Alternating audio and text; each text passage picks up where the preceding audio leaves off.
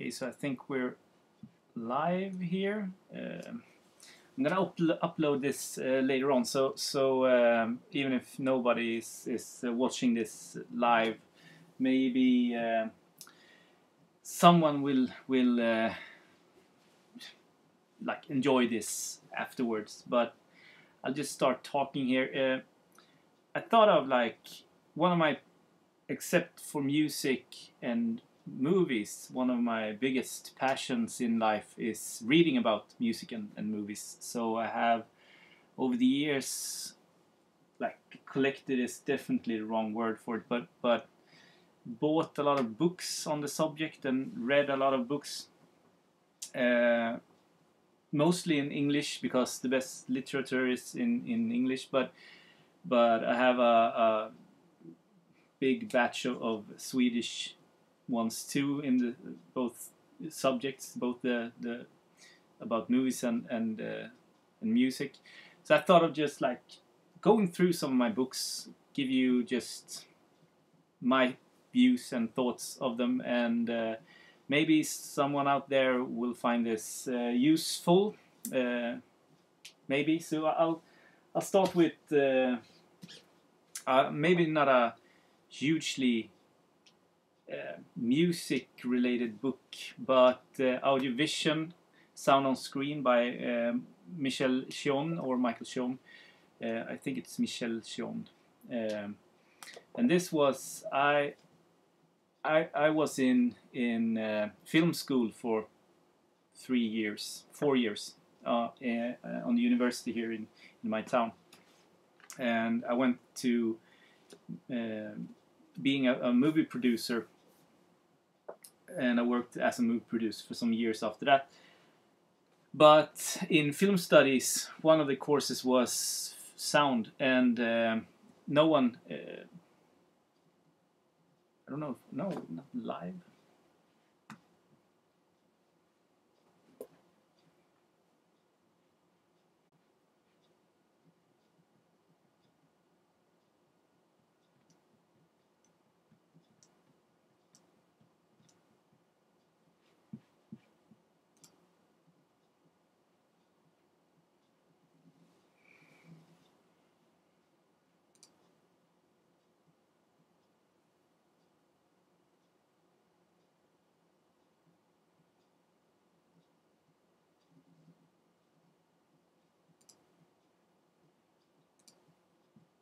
I have no idea if this is live.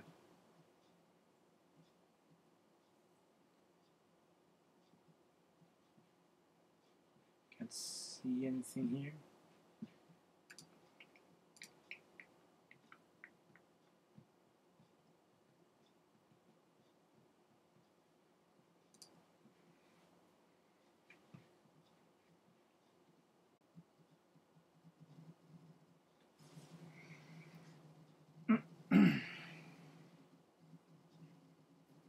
Don't really get a hang of this kind of live thing. Don't get any sign from the computer like it's on, but it's, no, I don't know. Feels so stupid to talk if it doesn't record, and yeah, but I have no idea. See if I can see on my phone if this works. I'll upload this later on, but it's, I mean, shit. So annoying if it doesn't work.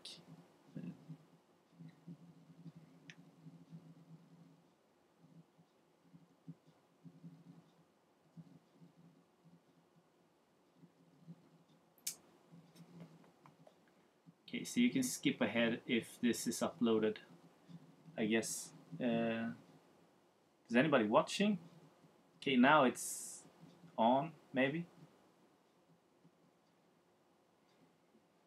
I'm writing to Christopher.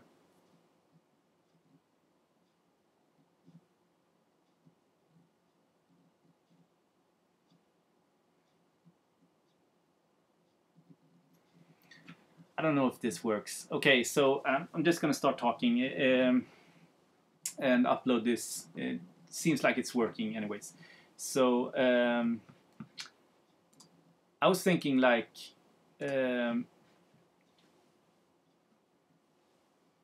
my passion in life is music and movies. That's obvious. Yeah, I think you understand that by now. But another thing that I also like is reading about music and movies. So saying that I collect. Hey, Happy New Year! I don't know if this is Hassan. I don't know if this is lagging in some way, but yeah, cool. Hi, welcome.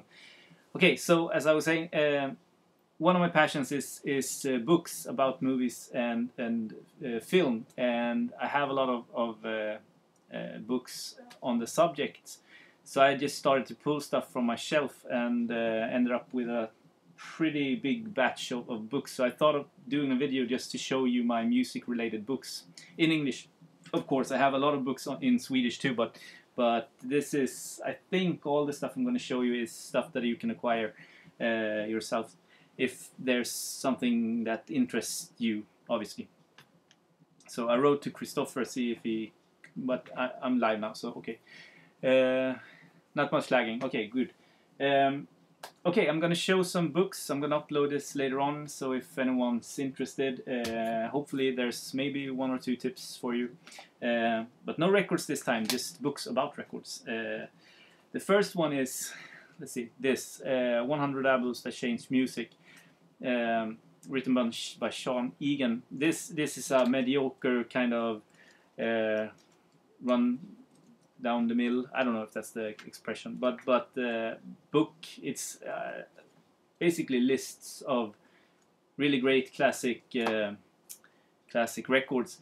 You have Joni Mitchell's Blue, Concert for Bangladesh, Tapestry by Carole King. So your standard like classics in a list, but it's pretty well written. So okay book. Tops. Okay, I don't know, I think I showed this, but I'm reading the Can book now, and it's highly, I mean, a lot of information about Can. It's a thick-ass book. I didn't know that it was this thick in this many pages. It's divided into 2 kind of chapters or kind of movements. But yeah, very dense. I bet that everything you would like to read about Can is in this book, and as you can see, I haven't gone far in this. Got it just a couple of weeks ago. Another book, let's see here. This is a classic amongst us record collectors, Vinyl Junkies by Brett Milano. I think that everyone has this in their bookshelf if you're somewhat of a vinyl junkie. But I've read this maybe 3 times. It's very humorous and yes, puts one's self in a perspective, if you get what I mean. A lot of great stories in this, and there actually was a Swedish like equivalent of this, written last year, I think, and released, but only in Swedish. But it was cool to read about a Swedish obsessive record collector and all the stores that we know and love here in Sweden. But obviously, highly recommended. It's cheap too, and a lot of laughs. This is kind of new. It's an awesome book, and it's highly recommended. Vinyl Freak by John Corbett. Yeah, as I said, highly recommended. It's almost like lists of more or less obscure records, a lot of jazz records that he writes about, like Gail Unit that I have, a rare Swedish jazz record, Orangutan. So it's on that sort of level, but I mean, I have maybe 2, 3, 4, 5 records here. Anthony Braxton's also.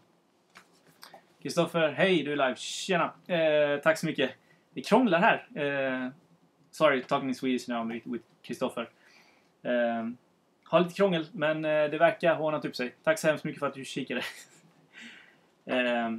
Okay, Christoph, I'm going through my books on music. So no Swedish books, but I'm running through my books. I thought that this would be a cool project. This is highly recommended. I don't know if you have this, Christopher. Vinyl Freak by John Corbett. Highly recommended. It's awesome. Okay, moving on. This is the Rock Snob's Dictionary.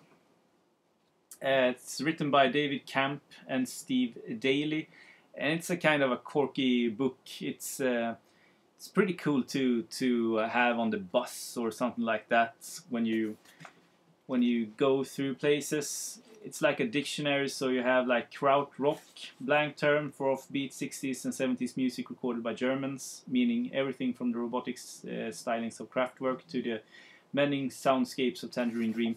So kind of a dictionary, very humorous too. I'm writing everything down. Don't do that. I'll send you pictures. Yeah, but this is it's kind of a cool. I mean, if you find cheap, it's a cool read. This is an obvious book for all the jazz fans. The Blue Moment by Richard Williams. Really cool. It's a book about the recording and aftermath of Kind of Blue. Fantastic book. It goes through everything, like the bathroom breaks, really, and everything before and after, and the impact it had on music. This is a must-read for jazz fans. Blue Moment. Just ask me questions if you have any, Christopher and Hassan. Okay, so on the same subject, the Miles Davis Reader, interviews and features from Downbeat magazine. So this is a collection of, as I said, interviews and features on Miles Davis. And the only thing I thought was pretty dull about this is it looks like Downbeat didn't like Miles Davis in like the 50s, 60s, and 70s. There's very little written in Downbeat, I guess, before the sort of the 80s or late 70s. And there's all the reviews in Downbeat of all his records, and it's kind of cool because it isn't up till one or two records before Kind of Blue that they gave him like 4 stars out of 5. Before that, it was like 2 stars and 3 stars, and it's kind of cool now if you go back and see the heritage that he left behind. So a recording by Charlie Parker in 1948 with Miles Davis on it got 2 stars. It's freaking Charlie Parker, you know. So not super recommended. There's another book, I'm coming to that later on, which is better, in my opinion. This I got for Christmas. I'm reading this now. I want prog psych, heavy psych, proto metal books now. Oh yeah, maybe I have some of them. You have to wait and see. Goldmine's Essential Guide to Record Collecting. I got this from my wife, and it's a very good read. I come like 1/3 through the book. It's a guide on record collecting, but the approach to and lists in this is very good too, and they break it down like money. So the economical aspect of record collecting, and here in the beginning they have a very good like 5-6 pages on grading vinyl, which I mean we all know, but it's kind of cool to read his approach to it, if you know what I mean. Dave Thompson. So I'm looking forward to finishing this book, reading it now. Another book and here's psych for you, Christopher. Another book that I got from my wife is Anadolu Psych, 1965 to 1980, by Daniel Spicer, I think it's called. The Turkish Psychedelic Music Exploration. So a Turkish psych book. This is going to be awesome to read about and then listen to the records. But I have no opinion about this yet. And I showed this. I think you got this, Christopher. I think I showed this in a video. Psychedelia by Richard Morton Jack, 1966 to 1970. Everyone should own this. This is fantastic. I mean, big ass pictures of the records and stuff like that. Shit, that goes my. As you can see here, it's dense, and we have some sort of like lesser book tax here in Sweden. So books is kind of cheap actually here in Sweden, compared at least to a lot of other things. But buying books in Sweden is often it's as cheap or even cheaper to buy imported books from US and England and stuff like that than buying them directly online from England and then getting shipping and everything with it. So yeah, okay. John Coltrane, His Life and Music, Lewis Porter, really good book also on John Coltrane. It's for, I guess he wrote it for musicians really, because there's a lot of like he really puts down the notes, and he really goes in depth in his music. And for me, not being a musician, sometimes I don't understand shit, but then in between like those notes, I guess it's a great read on John Coltrane. But I try to read all I can about Coltrane. Okay, so I got the Swedish copy of this Miles Davis autobiography, but it's a very well known book. A lot of people has this. Miles Davis and Quincy Thorpe, something like that. And I guess that this is as classic as the Johnny Cash autobiography or anything else really. I mean, top 5 books about or written by a musician. It's highways of miles much better than, for example, Life by Keith Richards, which was just awful in my opinion, kind of goofy but I mean, after reading like 200 pages of him hiding and or taking drugs, I mean, I want to read about the music, not read about the parties. But that's just me. And the same goes for this. This is Neil Young's autobiography that I bought when it came out. And in my opinion, this is not awful, but it's damn close to being awful. I did not enjoy this at all. I even stopped reading it when it came to the like 80s.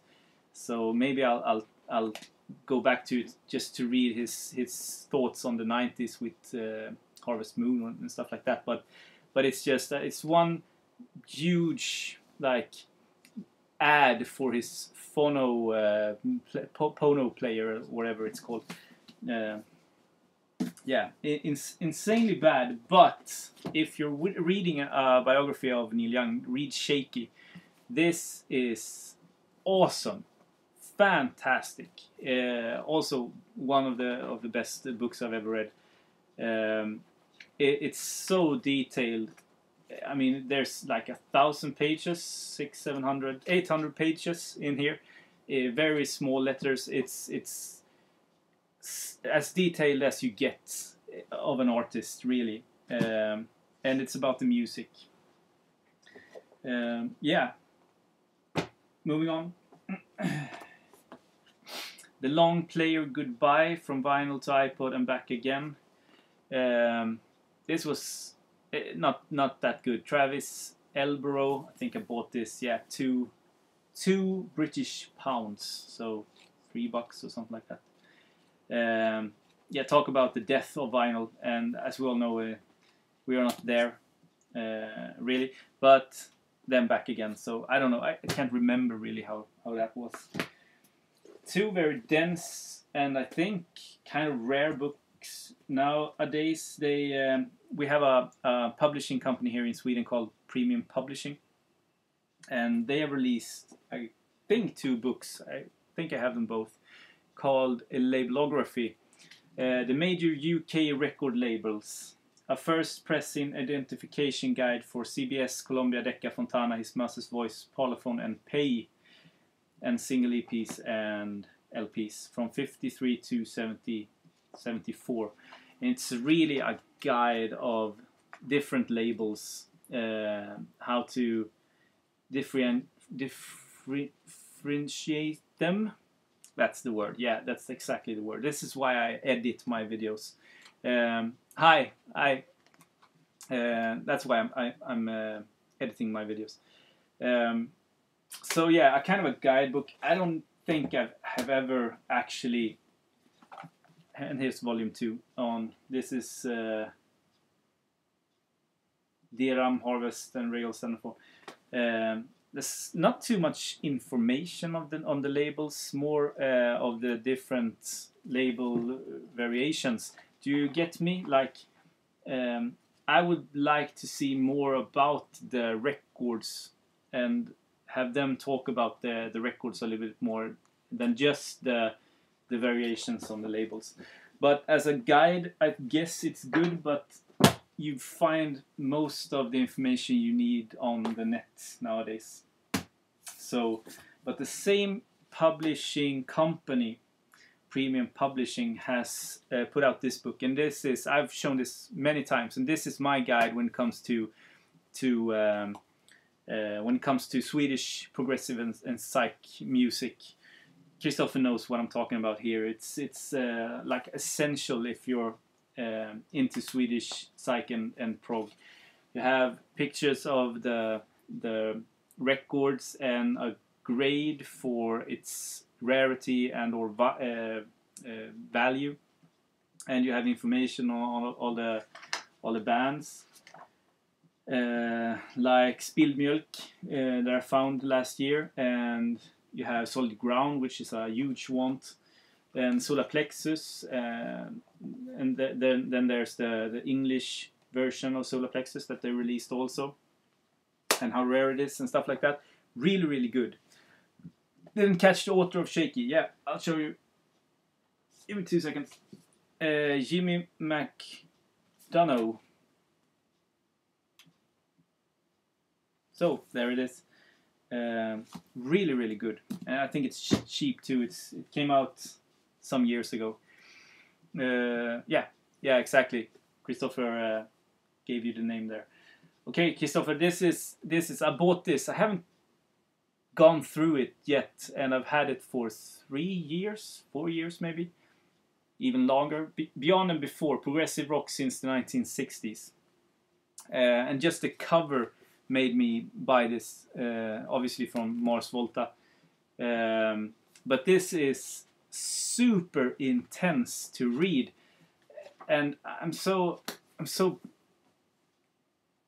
gonna read this. This is the next one I'm gonna read because I'm really into psych and prog again right now. So I think I'll be able now to dive into it, but it's very, let's say, academical written, so it's hard to read it if you're like me. From Sweden is the wrong word to say, to generalize that everyone has a hard time reading this, but I have a hard time reading this. But I've read a lot of reviews on it, and it's highly regarded. So Beyond and Before by Paul Haggerty. Yeah, Paul Haggerty. Bought this last year, I think. Why Vinyl Matters. Jennifer Otter Bickerdijk. I heard her being interviewed in a podcast called Vine. Let me see here. I have my phone here, so yeah. Okay.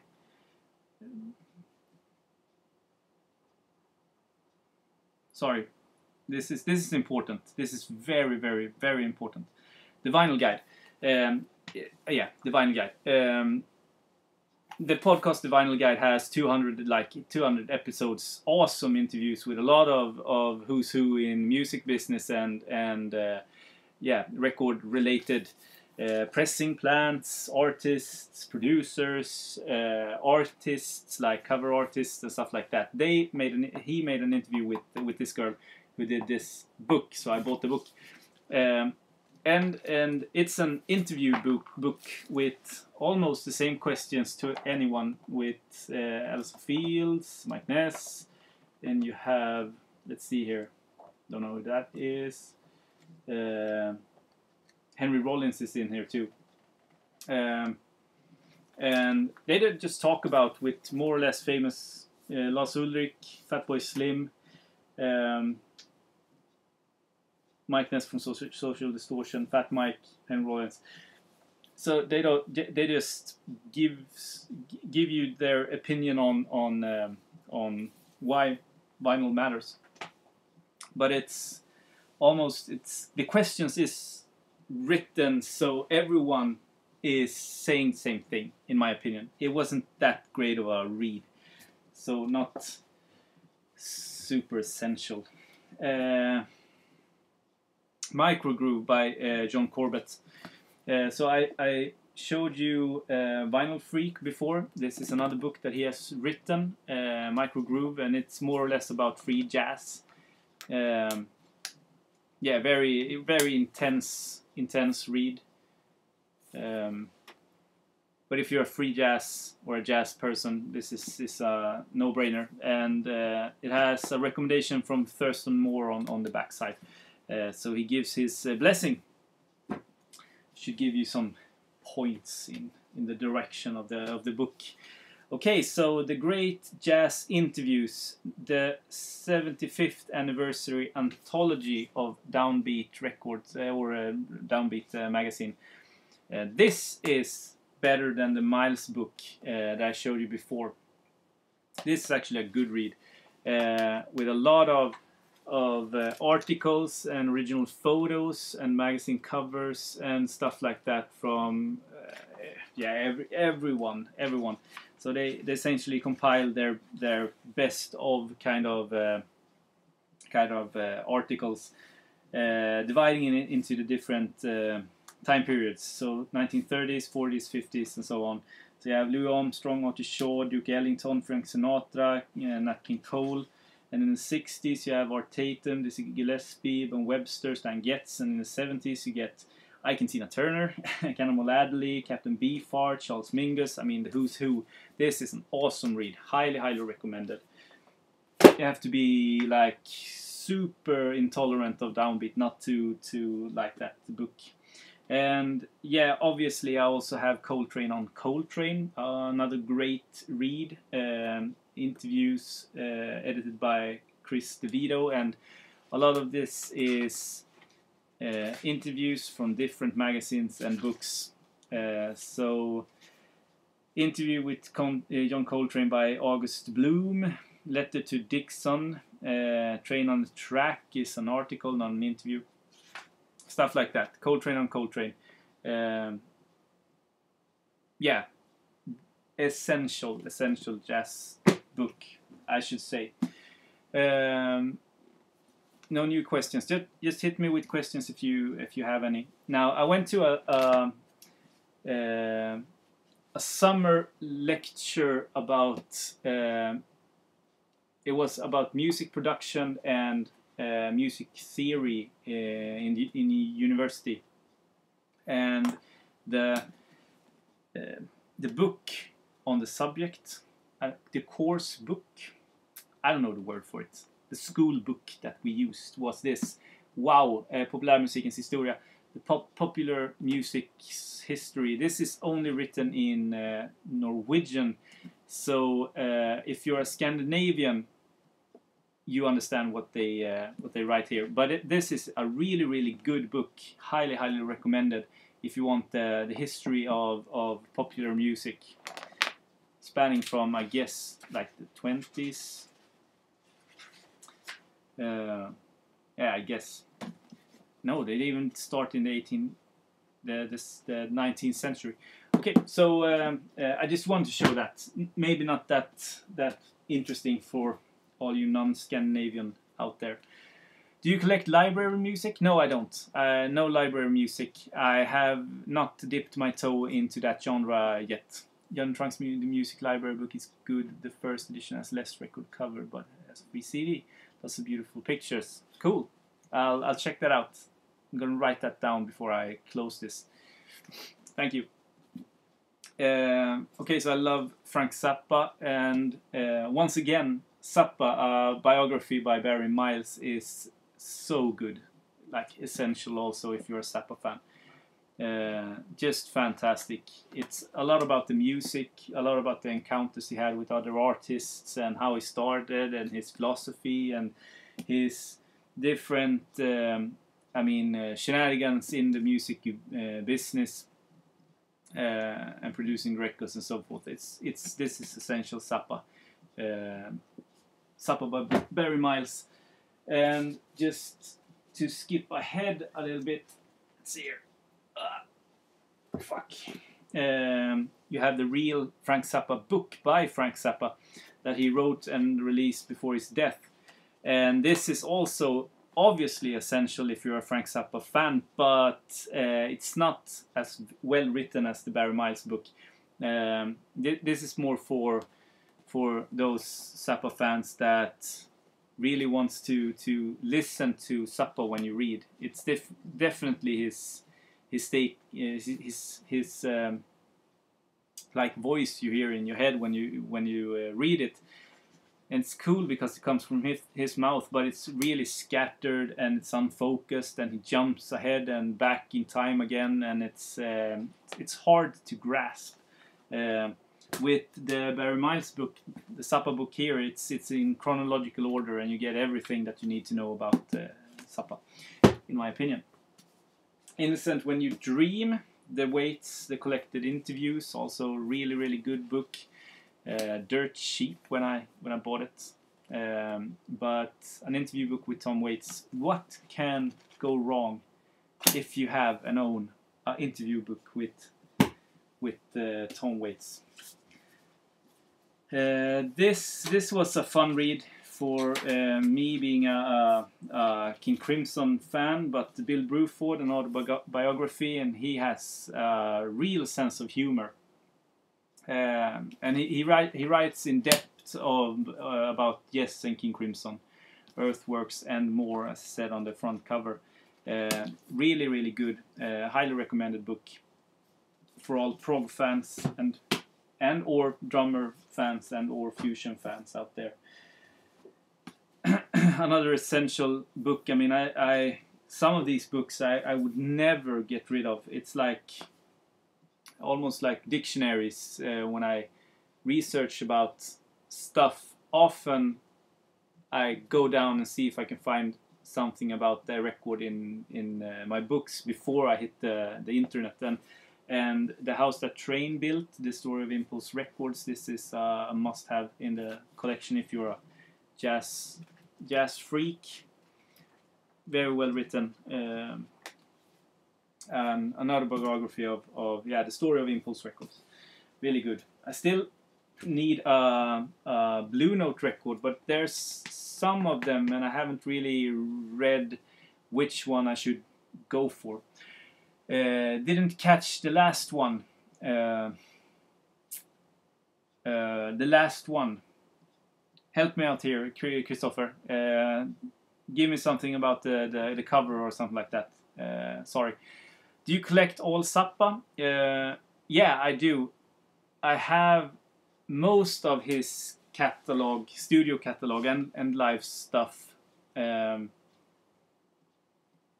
Yeah, I think I have most of Zappa and the Mothers. I should do a kind of a Zappa video. It's been a while since I have to be in the mood to play Zappa, but I've collected Zappa for many years, just buying the stuff that I found it when I was crate digging. So I mean, I love his music. It's so diverse. You can always there's almost a record, a Zappa record for every mood that you're in. Okay, I'm gonna take a new snooze right now. I'm from Sweden and I do snooze. This is nicotine. So there we go. Okay. Something about prog fusion, something being essential for drummers. Oh, okay, yeah. Bill Bruford, Christopher. Bill Bruford, the drummer in King Crimson on the Red record. Essential stuff. Oh, 5 months without snoozing. That is, I mean, shit, man. That's good. I tried to stop. I mean, snooze is like cigarettes, but for all you out there. But you can snooze whenever you like. You don't have to go outside and stuff like that. So why am I talking about snooze? Yeah, yes, because I tried to stop 2 times. And both times I like needed to go to a psychologist. I couldn't take it. I almost slit my wrists, so I started snoozing again. Yeah, Bill Bruford. It's a great read. Really, really great read. A Zappo video would be awesome. I think I did a Zappo video, but I think I collected more after I did one way back. But I should do a Zappo video. Okay, I'm moving on. Extraordinary Records. I bought this when I was in New York, and I mean, look at this. It's heavy as shit. I don't know what I was thinking about, but it weighs so much, so it had to cost me a bunch to just get home. But I love this publishing company called Taschen or Taschen, something like that. They have produced 2 books that I have upstairs about Ingmar Bergman and Stanley Kubrick. Large ass books about all the movies and their lives, interviews with actors and stuff like that. They are like a dictionary on everything related to those 2. And they are an amazing publishing company. And I was just like, I saw this in a used bookstore when I was in New York, and I was just like intrigued by all the different colors of the records that I didn't know about, and they wrote some stuff about it, both in, let's see here, English, German, and something else. So yeah, it looked cool. Look at this. I mean, shit. But definitely not essential. Don't have so many more. The Penguin Jazz Guide: A History of the Music in 1001 Best Albums. So every time I get home with a new jazz album, I always go to check out if it's in this, and then if it is, I read about it.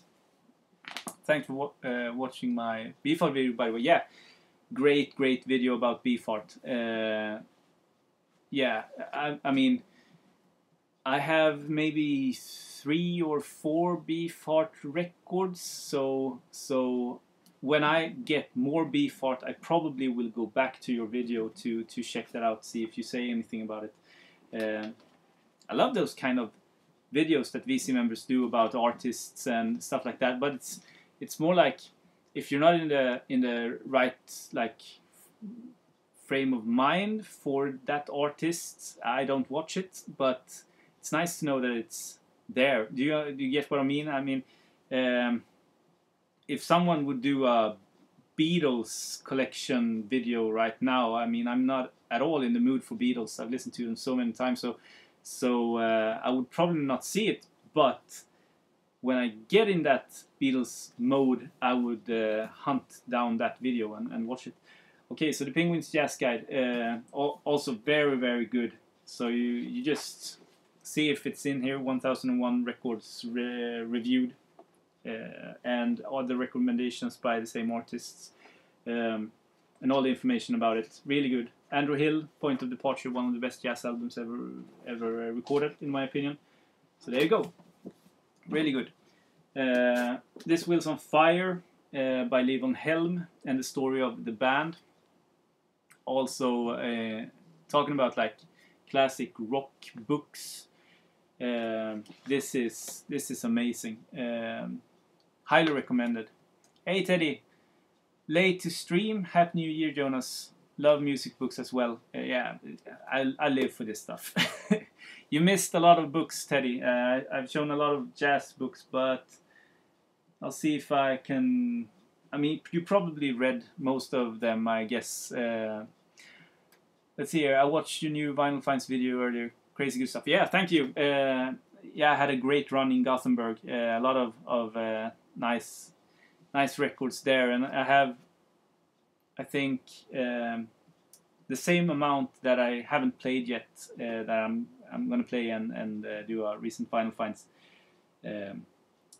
One more like grail that I found, which I'm very pleased about. So yeah, by Levon Helm. This starts off really good with the death of. They walked in and found he has hung himself. I can't remember which one of the. But it starts off really dramatic and just goes off after that. Really good. And the last one I have is Compendium, an expedition into the rock and roll underworld by Julian Cope. This is also essential. His books is starting to get really expensive, and this is still cheap, I think, to buy in this kind of snake skin, leathery. Yeah, really awesome book. And obviously this is like a guide to just obscure music. Pentagram, First Days Here, from 2001. He reads, and if you know Julian Cope's writing, Cope's writing, you know that he has this way of writing which is really entertaining to read. Yeah, essential read. Compendium, essential read. That's it, really. I have this also. Teddy, did you get this? Discoholics by Mats Gustafsson, Record Collector Confession, Volume 1. I'm really glad that I got a copy of this because it sold out immediately. It came with a 45 single. I think it was repressed, so it's blank on one side, and you have music on the first one, and the music is just Mats Gustafsson playing. Let's see here, over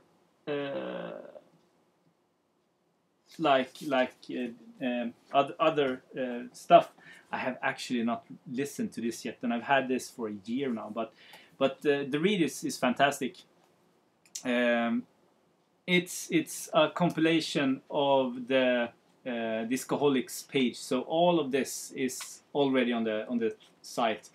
There's some lists in the end, so he lists his like favorite rare records that you don't have on the website. But other than that, it's almost the same as information that you find on the web. So essential, I don't know, but it's kind of a cool collector's item, and I mean, most of us is huge Mats Gustafsson fans, so I'm happy that I got that.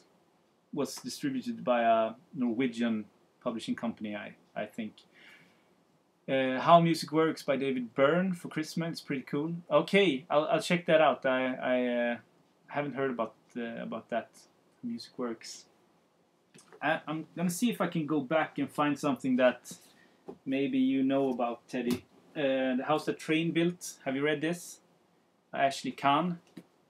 The Story of Impulse. Really good. And Micro Groove by John Corbett. Thought this was really good too. And let's see here, more jazz.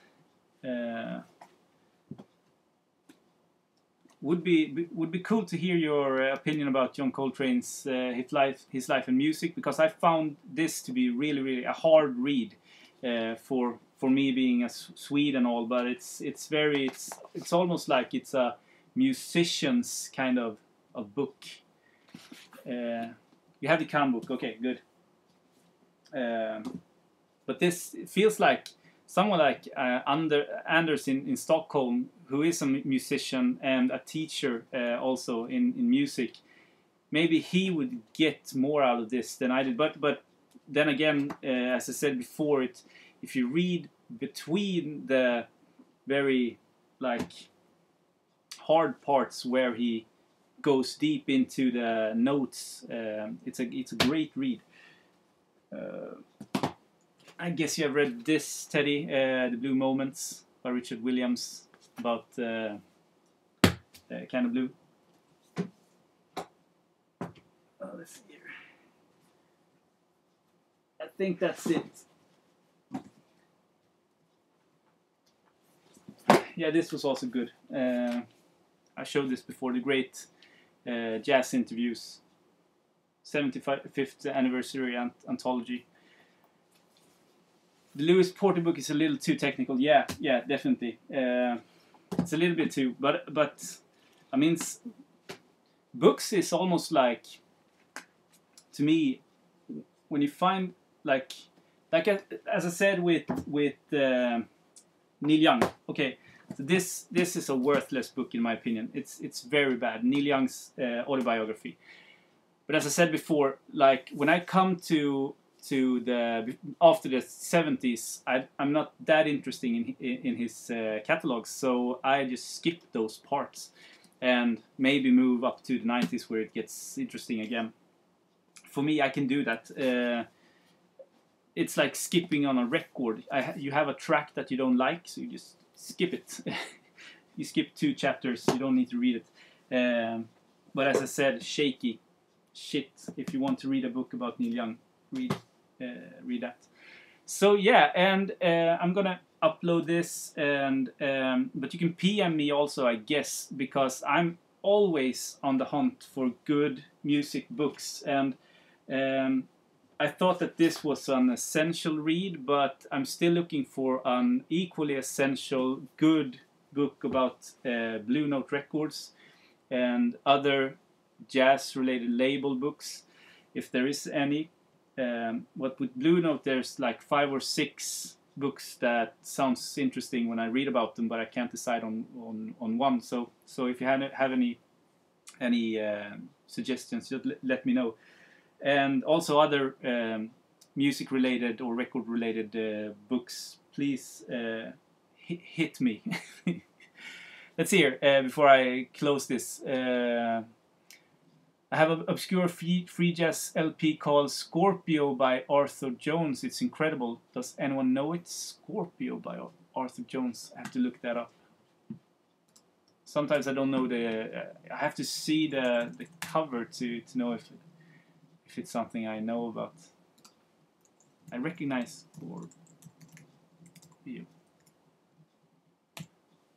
Scorpio.